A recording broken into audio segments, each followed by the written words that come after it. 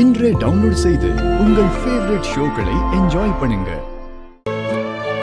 இல்ல டாக்டர், ஏதோ சொன்ன என் தங்கச்சி ஏமாத்திர போறேன் அதை போறேன்ட்டு பார்த்தல எப்படி அவளை கூட்டு வந்து சந்திக்க வச்சு பால் கொழுக்கட்டை ஊட்டி விட வச்சிருக்கலாம். பார்த்தேன் தங்கச்சிக்கெல்லாம் பால் கொழுக்கட்டை ஊட்டி விடுறதுக்கு ஹெல்ப் பண்ற. ஆனா இங்க ஒண்ணுமே இல்லையே. இல்லை நீ என்ன சலிச்சுக்குத? ஆமா நைட் ஏதோ ஒண்ணு சொன்னிய, நான் உன்னை ஏமாத்திட்டேன்டி. அப்படி என்ன ஏமாத்திட்ட உன்ன? டேய், நீ தெரிஞ்சு பேசுறியோ தெரியாம பேசுறியோ எனக்கு தெரியாது.